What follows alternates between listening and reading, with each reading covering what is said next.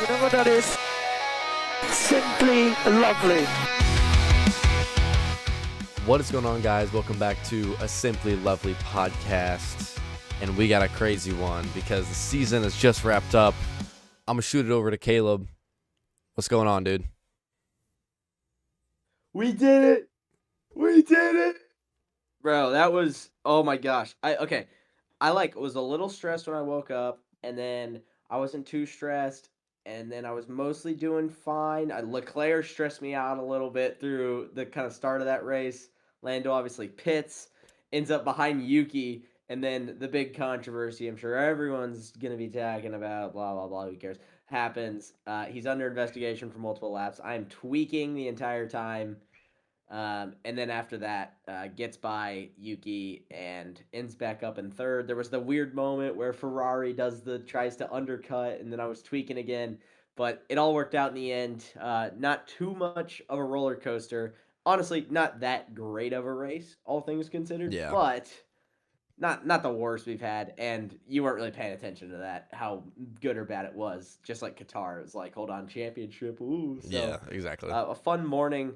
And it's a shame. We're done with the F1 season, and we're done with DRS. We're done with the ground effect era in 2025. Yeah, it is pretty sad. The real question is, who was the last person to press the DRS button? It would have had to be the last classified finisher. So who was it? So if we can pull up the timing table real quick, because I don't know if they were within the.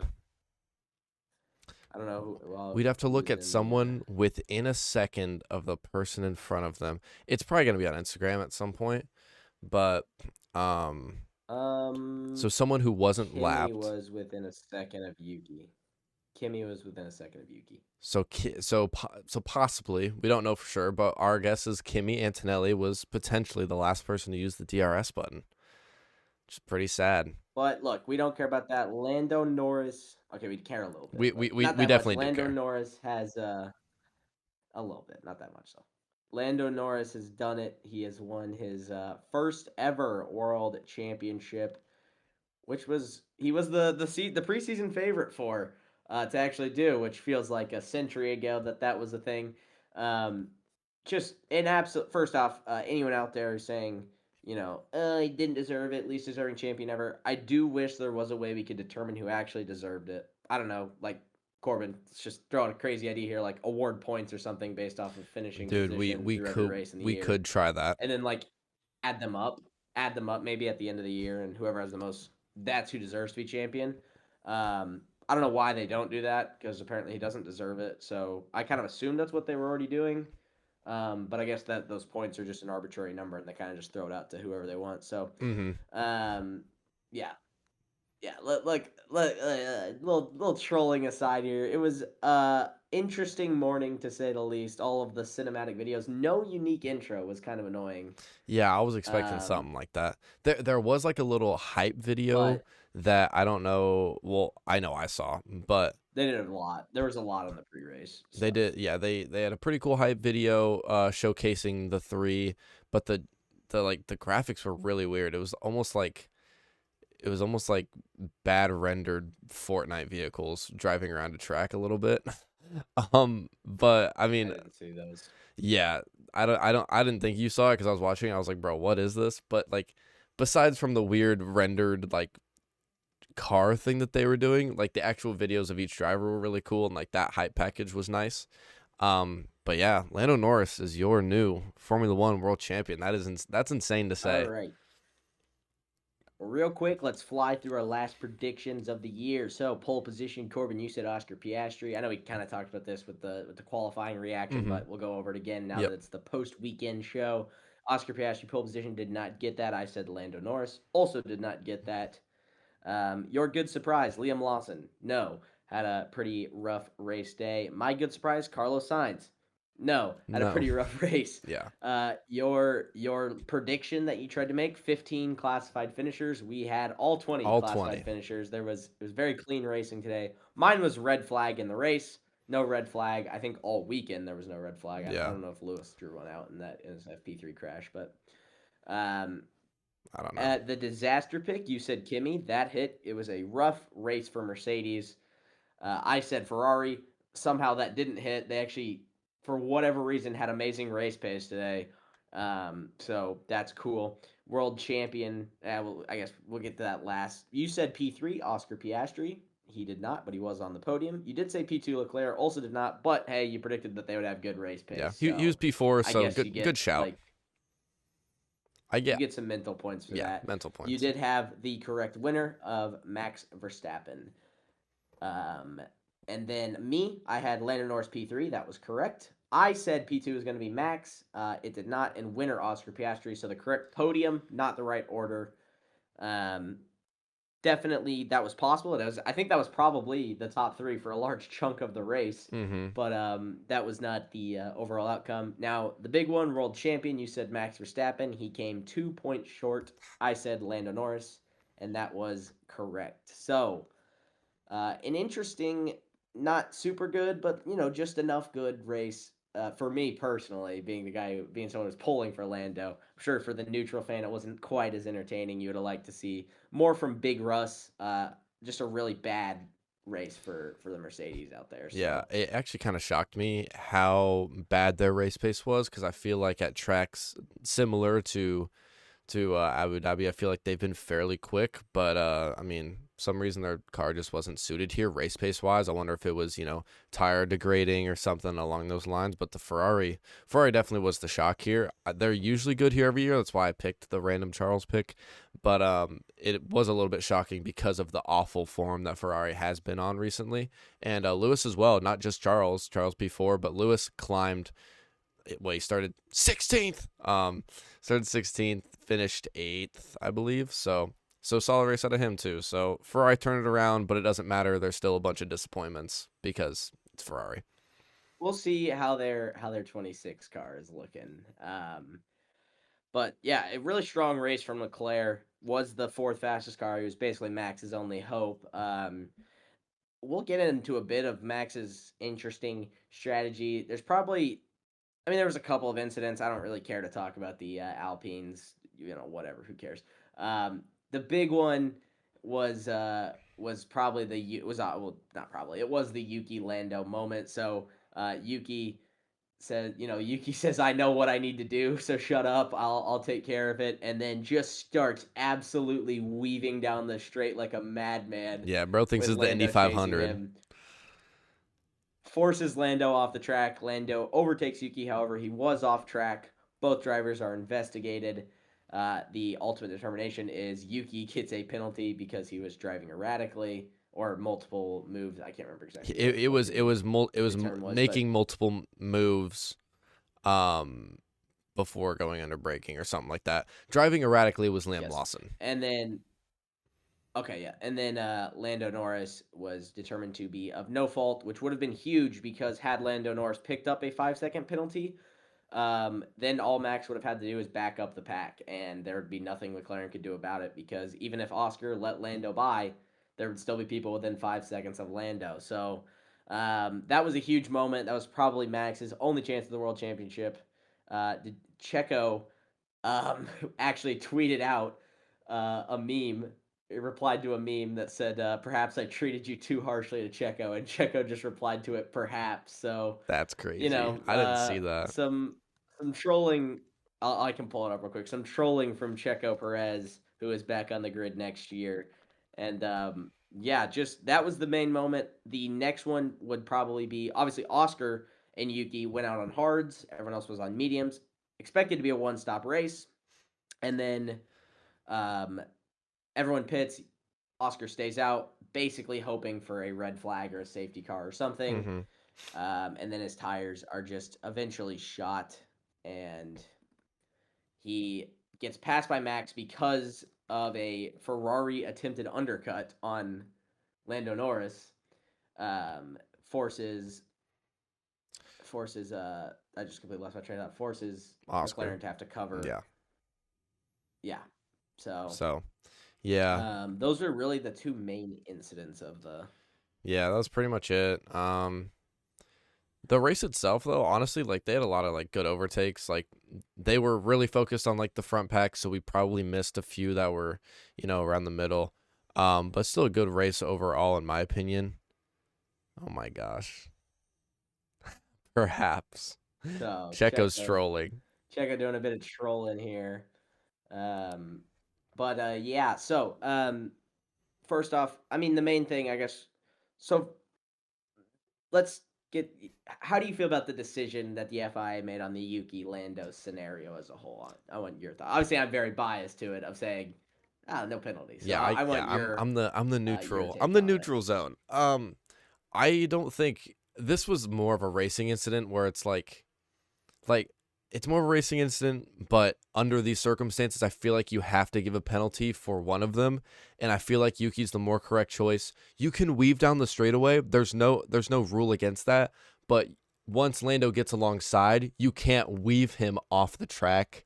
That's where the penalty obviously came from. And to you people crying in every single comment section, Lando can't get a penalty for going beyond the white lines if he is shoved beyond the white lines. That's actually how the penalty works. So if anybody's in a comment section and sees, someone complaining about that, just know that person is not very mentally smart and they should probably belong in an insane asylum, because that's the worst logic I've ever heard. That's how the rule works. People online are like, if you check the rules, if you go belong the no, because if you get shoved wide, that's it. You got pushed wide. So I think the decision to give Yuki the penalty was super fair. Yeah. So I hate everybody online. I can't open a comment section for months. The other big one is the decision McLaren made to pit Norris before Piastri. For some reason, this is being treated like it was like, oh, here they go again, favoring Norris. I don't know if people know how to math. It was going to be so much worse for Oscar if Leclerc didn't pit. Yeah. And Lando didn't pit. Leclerc would have come out behind Oscar would have come out behind Leclerc and Norris, maybe even George. It was really close with George, but and would have been back there anyway, and any chance of a world championship win was gone. Whereas, with him in P2, Max 20 seconds ahead, say Lando's car just spontaneously combusted on lap 40. Yeah.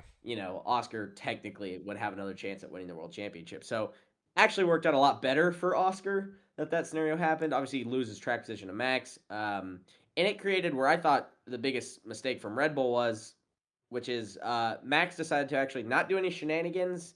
He just kind of hoped he would get some assistance from the field. Decided not to cause the DRS train and back up the pack, which, would that help him? Who knows? But to me, once Lando pit and Oscar pit and Max had the 25-second, 24-second gap, there's no reason not to bring him in, put fresh tires on, and try to back up the pack. Leclerc's on fresh tires, Lando's on fresh tires, and he needs to get George into the race, who George is desperately struggling, and is not going to catch him on pure pace. So, I don't really understand the decision. Maybe at that point, Max had just resigned himself to, I'm going to win the race and just hope for some luck with Lando's car going bad or something. Mm-hmm. But I kind of was surprised that there was no decision there from Max on trying to cause some chaos in the pack. Some tomfoolery. Yeah, I agree. I think we talked about this as well because we were on a call. I think it all came down to, like, you can win the race and you have this big lead and you may as well just stick it out. And Charles was closing in at one point, so you could be like, oh, does Charles get the overtake? If that happens, cool. If it doesn't, I win the race but not the world championship, whatever. Which I ultimately I think that's what Max chalked it down to. Leclerc gets him, cool. Doesn't, whatever. I'm sure Max doesn't care. He wants to go see his cats. So yeah, and at the end of the day, there's also people out there, this, that, or the other thing. If this doesn't happen, these points don't go this way. Norris was absolutely flying when his tires came to life there at the end. He could have caught Piastri, but I think his race engineer wisely told him, "Hey, let's not be stupid. Let's go ahead and and you pace." could Lando see. Really entered his flow state there at the end. There, he was. I think he had flying. I think he knew he was going to win, but I think he was keeping himself distracted. Really, just locked in on another goal, and it was like, I'm going to catch Oscar. He was having a lot of fun, it seemed like, and ultimately didn't need to pass Oscar, and he defeats Max Verstappen by 2 points. So in the end, the Monza swap did actually win Lando the World Championship in a way, just not on Piastri. It was actually on Max. Max. If he doesn't swap, he would not have 3 points. He would have lost by a point. Again, probably could have caught Piastri at the end there. Anyway, likely still could have won. And that's why I won't say that. Oscar ends up losing by 13, but there's people going, if it's not raining in Australia, for me, it's if he doesn't brake check in Great Britain, he gains 14 points on Lando. And it's a little bit of a different story. If he doesn't break, he has 417. Lando drops 416. Max obviously at 421. But the whole weekend plays out a little differently if that doesn't happen. Mm-hmm. Australia is just 16 net points he lost. That'd be 426. He'd also be world champion. But in the words of the wise Max Verstappen, if my mom had balls, she'd be my dad. So, at the end of the day, it comes down to who performed at the most weekends. And as good as Max was, he ended up with the most wins on the season without the fastest car for most of the year. Lando with the most podiums and the most consistency to score that many points. So, great season for Lando. An incredible season for Max. I mean, it's going to go down as one of those seasons people talk about of like a driver who just absolutely maximized his car. Had a really bad car at the start of the year. And they really did get a handle on it here towards the end. And to lose by only 2 points when he was down 104 to Oscar was incredible. He ended up beating Oscar by 11, so he made up 115 points on Oscar. And just incredible for Max. Oscar also a really strong season. Obviously needs to figure out his low grip circuits, and he can be right back to being a world champion. And I think everyone believes Oscar is going to be a world champion at some point. His third season in F1. What a season he had. Yeah. At some point in his career, definitely world champion. World champion caliber. Yeah, like you just said, it's only his third season, so he's got already so much to learn. And who knows where his career takes him? Who knows if he stays at McLaren or if he goes somewhere else? Maybe he gets another dominant car somewhere else. Like genuinely, who knows? But his race pace is there.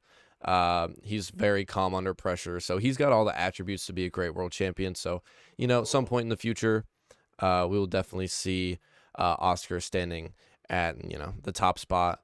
But just what a season we had. I mean, genuinely, we were really lucky to see, even though McLaren was dominating for most of the season, which is what it felt like basically until Max just kind of locked in. Goodness for Max, dude. Yeah. If Max hadn't had that insane run at the end of the year, this would have been the worst title fight ever. Yeah. McLaren was managing it to death. It was terrible. They were gonna like make them both cross the finish line at the exact same time. Some Ford versus Dhabi. Ferrari stuff, bro. It was gonna be a disaster. Thank goodness for Mad Max to win. I believe it was 6 out of the last 9 races, which is unreal. That's an incredible form, especially not in the fastest car. Yeah, and don't let anyone tell you that Red Bull wasn't amazing. They did really get a grip on it after. It seems like the Christian Horner stuff could have had an effect. Yeah. It makes you wonder what would have happened if they had made the tough decision going into this year to bring in Lauren Meckies earlier. Who knows? Maybe it could have worked a little better. But their setups were on point. They managed to maximize the car and put themselves in a position to capitalize on McLaren mistakes. And, but despite McLaren's best efforts, Lando Norris won the world championship. And I'm not saying that because they were favoring Oscar. I'm saying that because they seemingly were favoring Max with how much they tried to screw their drivers over. Yeah. Thank you. It was a lot of fun to watch Lando. It was a lot of fun to watch Lando celebrate with his family and his, and all the people close to him after the race. I didn't want to take his helmet off. It looked like just because he was crying. Because he was crying so much. Yeah, you could definitely hear it on the radio. I mean, I don't blame him. I don't think that he was saying like, oh, it's embarrassing to cry in front of everyone. But I mean, it's not. I mean, it's easily the biggest achievement of your entire life. So, props to Lando. I mean, the form he was in, he was in solid form all year. He had his mishaps here and there and whatever, and that's why people were saying he had that really rough stint. Yeah, the stint. After he crashed in qualifying in Jeddah. And then he got so hard on himself. He was way too down on himself. He kept calling himself an idiot. He just couldn't. He was in his own head. And the fact that after that Zandvoort DNF, he did what he did is incredible. Yeah, great. Yeah, it was one of the best stints, honestly, from a racing driver I've seen. I mean, him and Max both. That's the funny stints as it they, was the second best one though this year. yeah, because it was probably the best form of his career. But the problem is that Max's form, once their car got a few upgrades and they solidified themselves probably as the second best car. Depending on the tracks. With Max driving. Yeah, with Max driving the second best car. Some of the tracks though definitely more favored the Mercedes. So they were for me, it's like the Mercs and the Red Bull were very close, and then of course the McLaren was easily the top dog. But to take that Red Bull, especially Qatar, I'm looking at Qatar mostly, to take the Red Bull, which has never loved that track, and like we said last time, the McLaren Playhouse. And to go on and win that race, that's pretty freaking incredible. So I just think the stint Max had is, nothing to slouch at, nothing to be upset about. So it's some of the best driving of his career, in my opinion. So, congrats to Max. What a title fight. So. Yeah, and he wasn't mad about his loss. Obviously, Lando, a good friend of his as well, so I think he was also happy for him. But yeah, he was like, I shouldn't be here in the first place. I won, and he knows pretty dang well if that 2026 Red Bull is not anywhere close to the top, he can just go to the best team. Yeah, he will just be going to he Mercedes. Can just leave and go to the best team. Yeah, well, if they're the best team, he'll literally just go to the best team. Alpine. So that'd be insane. Imagine Alpine's just the best. Alpine's, best car next bro. year. Alpine and Pierre run it back. Anyway, yeah, just like there were so many crazy moments this year. Again, like Lando coming off that, he's the only driver of these top three to deal with a mechanical DNF that was completely out of his control. So the fact he did that and still managed to win on his teammate by 13, oh, McLaren favored him. They made him give the spot back to Monza. Okay, he won by 7 over his teammate. And I mean, obviously the points would be a little different to Max, but yeah. At the end of the day, managed to do it, and that DNF didn't matter for Max. Dude, you can't turn into George at Spain. You can't do it, and you're world champion. Yep, can't turn into George. But if like we've been saying, so the ultimate outcome, of course, Lando Norris world champion. It's always so cool to see someone new win, which we've been talking about. Carlos Sainz, of course, was the first. Well, not the first one, obviously, but he ran over. One of the first. Yeah, one of the first. Of course, Max and Oscar were the first to congratulate him, especially Max. I think Max looked happier to see Lando win this one than he was to win his fourth. So, well, for Max, it's because Max predicted. No, Max was happy with his fourth. He was happier to see Lando win this one than he was to win his second. His second. They wouldn't tell him the right answer. Yeah, that's probably better. Like, I win or not? Yeah, his fourth he was real happy about because he wasn't in the fastest car and he won it. So. Yeah, and I think he was happy about this one because he predicted it last year. Remember, he was like, "Oh, then one day you'll be world champion. Your time will come." And now he's like, "Now I'm a genius." So, yeah, now look at me. Yeah, Max gonna party with Lando, I'm sure. Oscar really handled his loss graciously. I think Lando and Oscar are still good, still decent mates, and Zach Brown was being a complete. Okay, bro. I think Zach Brown's hilarious with his rage baiting. Coming onto Oscar's radio and just screaming at Oscar like, amazing, and then like, dude, like you just gotta, it's like you gotta come on and go, Oscar. Hey, sorry, man, you put up a great fight this year. Hope to see you back up there next year. But he's like sitting there because he's obviously happy because Lando's his golden child. He has been. Some people get offended by that, but at the end of the day, it's just what happened. Zach Brown found Lando when he was young, signed him to McLaren, and. I do think in his own way, Zach Brown does care for Oscar. I just think, obviously, he cares a lot more for Lando. And, just show some class, maybe. Think about it next time before you just butt into his radio. Because Oscar's race engineer was trying to kind of console him, congratulate him on the year, and Zach Brown just butts in. And then, dude, World Championship Hotline? World Championship Hot. That was literally the worst line I've ever heard. Let's just say it's a far stretch from Christian Horner Max Verstappen, you are the world champion. The world champion. You know, it's a bit of a far stretch. Ring, You're not ring. gonna be hearing Like, bro, any. I hate you. You're not gonna be hearing any ring ring. Is this the world championship hotline on the That on was any edits? I don't think anytime soon. no. Loki, you might be able to get some fire edits out of it. I'm not gonna lie. Ring, ring. The biggest, the largest. Nah, no, No, I'm it's thinking of not. It doesn't it's the work. song, the car. You know the car song. You know, real dun, dun, Oh dun, yeah, dun, or you dun, could dun. do the I think you can get a fire edit out of it with that. You know, so you could do ring. yeah, I Zach don't know. Brown. Just Zach Brown. Just he's just Zach kind of a Brown just clown. corny, just corny. He's corny. He's a rage baiter. He's hilarious if you can accept the fact he's rage baiting. Just, I mean, you know, I think it's still one of my favorite clips of all time is from Drive to Survive of Zach Brown. That was simply lovely. And then Christian Horner just getting perfectly rage baited on the side. So, Yeah. yeah, McLaren win the Constructors' Championships, and despite their best effort, managed to win the Drivers' Championship as well. And, Yep. you know, what a turnaround from 2023 being the worst car by a country mile Mm-hmm. on the at Bahrain, and to being double world champs is insane. Those 2023 upgrades will go down in history. So incredible work on McLaren on this car. They wouldn't have won without the fastest car. Yeah, Formula One, bro. Yeah, that's how IndyCar twin. that's how it works. Everything's not supposed to be equal. It's multiple different teams. It's more of you know, at this point it's more of like who can develop the better car. It's more of a development game, which is why I like it so much, because it's a little bit more intricate than other racing series, NASCAR. But they're not all driving the same stuff. We know that. That's why it's honestly kind of fun. Like, you know, you're cheering for your people, you know, in the back, like me, Alpine. I cheer for Alpine to score a singular point. There's a lot of different races that you can look at. Penalties though.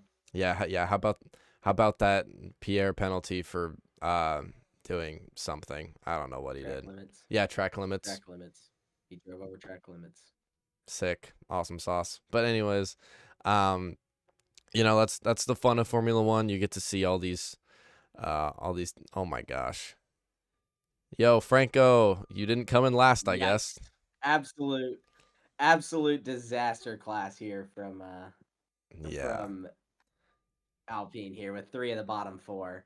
Shout out to Gasly, managed to not lose to the Kick Sauber, the rookie Kick Sauber. Yeah. So, him and Yuki right next to each other here. Yeah, Yuki which look, Yuki Air. One to forget for Yuki. Yeah, well, okay. Well, granted, how many points did Yuki score in the Racing Bulls before he got switched out? Because it was like, I think it was like 20. I literally think it was like 25 points or something. It was something crazy. We don't gotta talk about that. Albon did manage to hold on and beat Carlos Sainz, despite Carlos Sainz's incredible run at the end of the year. Kimi was not quite able to catch Lewis Hamilton, and then obviously the gap goes from there. Great year for Big Russ. I think a couple of tracks there in the middle of the year that he's going to want to work out, because I do think he's going to be one of the favorites coming in 26. It'll obviously depend on the car. Mercedes usually does have a good grasp on getting a car up and running. So Big Russ could be a favorite to win the world title next year.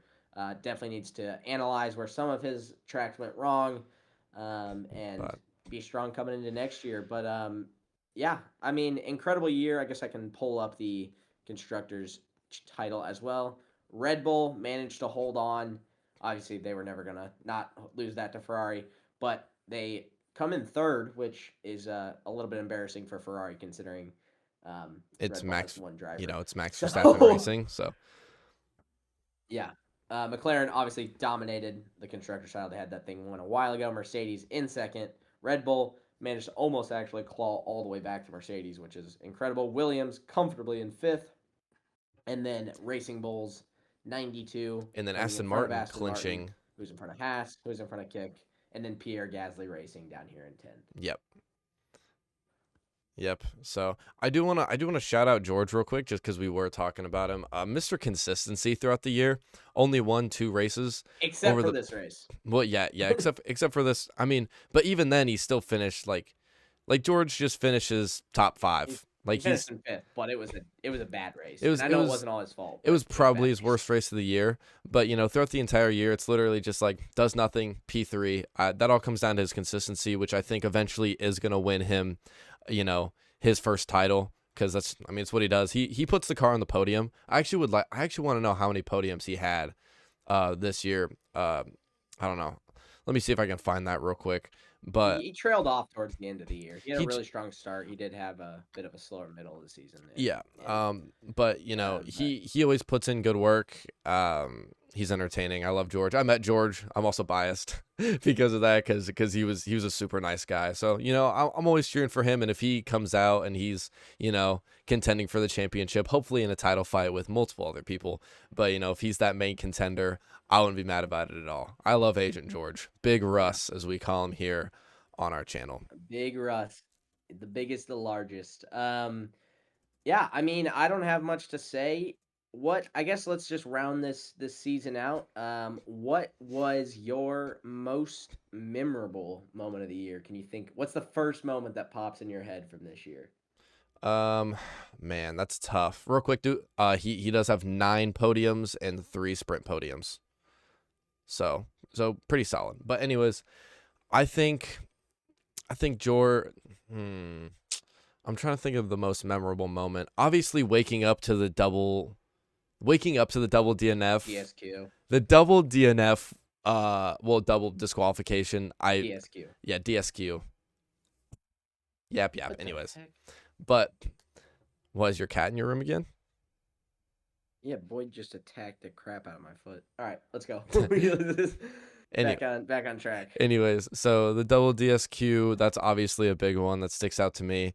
The rain at Melbourne, I'll never forget that. Obviously Max's drive from pit lane to P3 in Brazil. Gosh, there's so many moments. Lando crashing in Canada, Max trying to kill George. Of course, that one's always going to be remembered. I'd say for me, definitely. I mean, obviously today, LANDO NORRIS winning. Yeah, obviously title, today as well. Awesome to see for me. But let's see. If I was to just like Formula 1 2025, what's the first thing that comes to my head? Lando's DNF and Zandvoort might be it.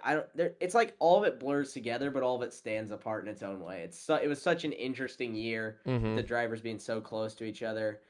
Max at the Circuit of the Americas will always probably be up there, just because it was like that's where he closed. That's where it really started to feel like, okay, hold on, something's happening. Yeah, bro, he's got a chance. Right.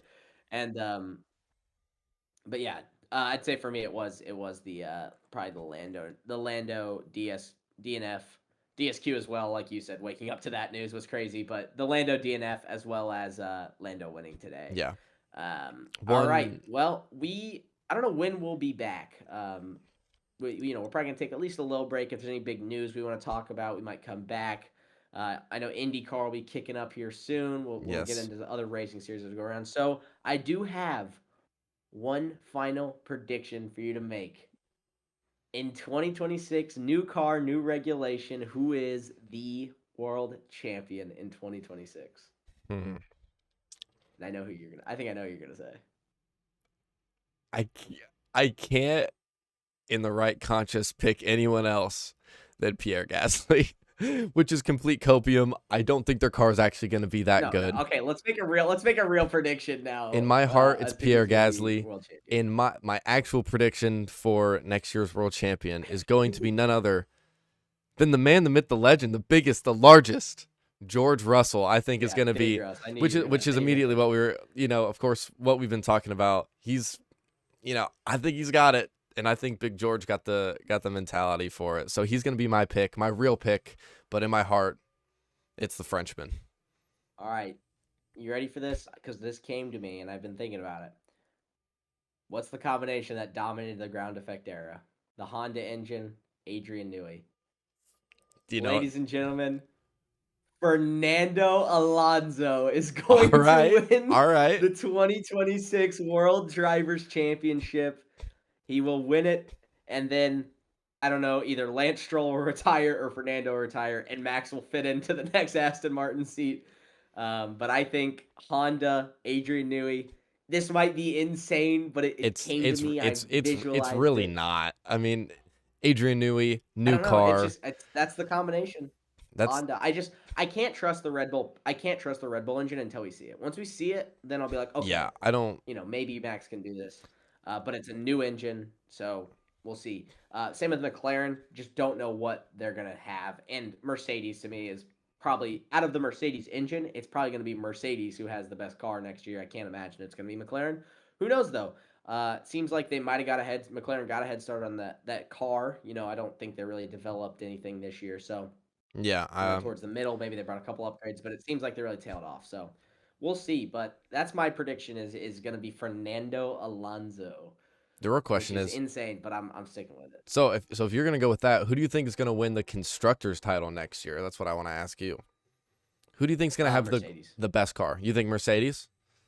Mercedes is gonna have the best overall car. It wouldn't shock me if it's Mercedes, because I don't really see I don't think the Aston's going to be that much faster than everyone, that Fernando can do the max and just win all of it. But he's got Lance too.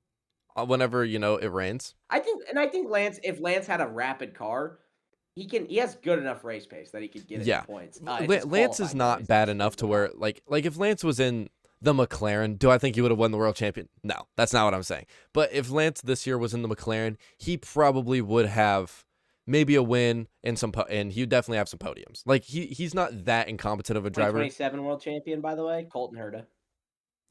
Yeah, for sure. Yeah.